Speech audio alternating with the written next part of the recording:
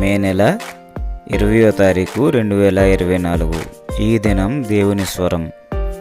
Mark సువార్త 1వ అధ్యాయం 5వ వచనం. అంతటా యూదయ దేశస్థులందరూ యెరూషలేము వారందరూ బయలుదేరి అతని యొద్దకు వచ్చి తమ పాపములను ఒప్పుకొనుచు యోర్దాను నదిలో అతని చేత బాప్తిస్మము పొందుచుండిరి.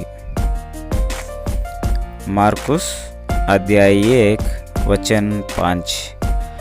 और सारे यहूदिया देश के और यरूशलेम के सब रहने वाले निकलकर उनके पास गए और अपने पापों को मानकर यरदान नदी में उससे बपतिस्मा लिया. Mark chapter 1 verse 5.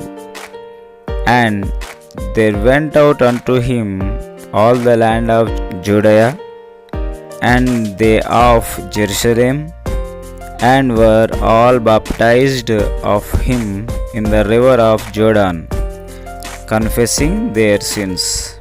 బాప్తిస్మం ఇచ్చి యోహాను ఎవరెవరికి బాప్తిస్మం ఇచ్చాడు మీకు తెలుసుంటే కామెంట్ సెక్షన్లో తెలియజేయండి.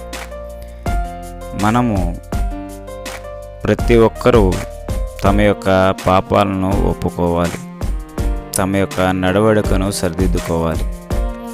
ఇక్కడ యోర్దాను నదిలో యూదయ వారు ఇశ్రాయేలీలు వారి యొక్క పాపాన్ని ఒప్పుకుంటూ మరి బాప్తిస్మము పొందుచు తీసుకుంటూ ఉన్నారు. ప్రతి ఒక్కరు కూడా తమ యొక్క పాపాలను ఒప్పుకోవాల్సిందే. ఎందుకంటే మనం చేసిన మంచి ఎలాగా మనకు తిరిగి వస్తుందో అలాగే మనం చేసినటువంటి చెడు కూడా మన మీద నిలిచి ఉంటుంది. మన పాపం మన మీదే నిలిచి ఉంటుంది. మరి అది పోవాలి అంటే పరిశుద్ధమైన రక్తం అవసరం.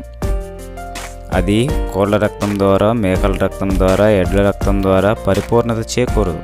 పరిశుద్ధమైనటువంటి పావనుడే తన యొక్క రక్తాన్ని చిందిస్తే మనకు పరిపూర్ణత చేకూరుతుంది, పాప విమోచనం కలుగుతుంది. మనం చేసినటువంటి ప్రతి క్రియలు మన మీదే నిలిచి ఉంటాయి. అది మంచి అయినా చెడైనా.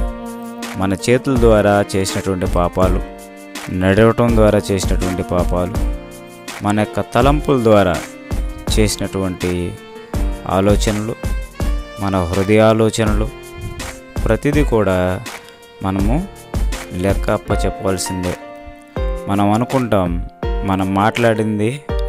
మనం మాట్లాడినటువంటి ప్రతి మాటకు కూడా దేవుని దగ్గర మనము లెక్క అప్పచెప్పవలసిన వారిగా ఉన్నాం. కాబట్టి పరిశుద్ధమైనటువంటి ఆ రక్తం ద్వారా మనం కడగబడి ఆ పరిశుద్ధుని నమ్ముకుంటూ పాపాన్ని ఒప్పుకుంటూ ముందుకు కొనసాగుదాం. దేవుడి లేఖనం ద్వారా మనల్ని అందరినీ దీవించి ఆశీర్వదించును గాక. ఆమెన్. అందరికీ వందనాలు.